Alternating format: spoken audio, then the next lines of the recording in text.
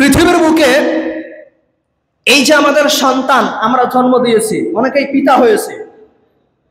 তো অনেকেই আমাদের কাছে এসে বলে যে মৌলভী সাহেব, আপনি আমার সন্তানের জন্য একটু দোয়া করুন, আমার ছেলের জন্য একটু দোয়া করুন, আমার মেয়ের জন্য একটু দোয়া করুন। আমার ছেলে নামাজ পড়ে না, আমার ছেলে সর্বদা গান বাজনা শোনে, সর্বদা মেয়েদের পেছনে ঘুরে বেড়ায়, সর্বদা পৃথিবীর বুকে যত পাপ আছে সকল পাপে আমার ছেলে মেয়ে লিপ্ত হয়ে থাকে। একটু দোয়া করুন যাতে আমার সন্তানেরা নামাজ পড়ে।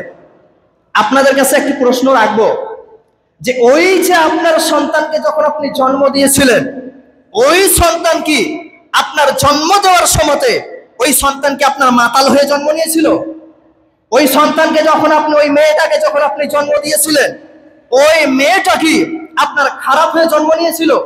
যে ছেলেকে আপনি জন্ম দিয়েছিলেন, জন্মের সময়তে আপনার ছেলেটাকে মাতাল হয়ে জন্ম নিয়েছিল? আপনার ছেলেটাকে হিরোইন খোর হয়ে জন্ম নিয়েছিল? কোশ্চিন কালেও নয়। আপনার ছেলে যখন আপনি জন্ম দিয়েছিলেন আপনার সন্তানকে, তখন ওই সন্তান কিন্তু আপনার হারামখোর হয়ে জন্ম নেয়নি। হারামখোর হলো কিভাবে? মাতাল হলো কিভাবে?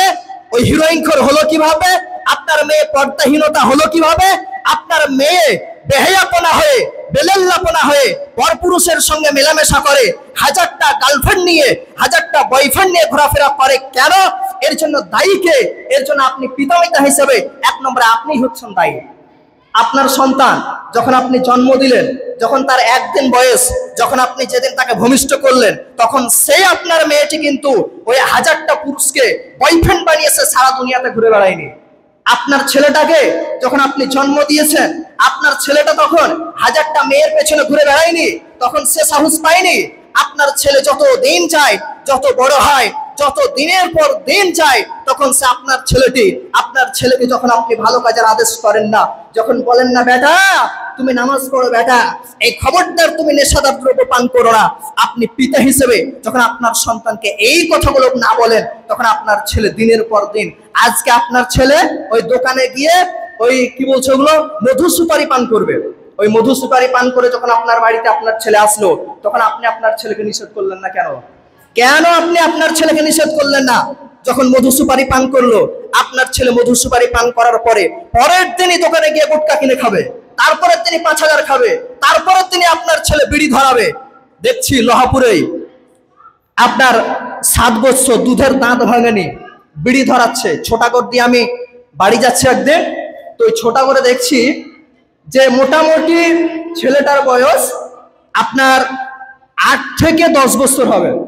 আল্লাহর কসম করে বলছি তার চেয়ে বেশি হবে না।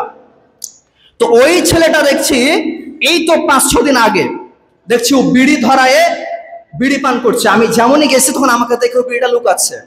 তো ওই যে 7 বছর 8 বছর বয়সের ছেলে যে বিড়ি খাচ্ছে, তো এর জন্য দায়ী কে? ওকে কেউ বিড়ি ধরিয়ে দিয়েছে?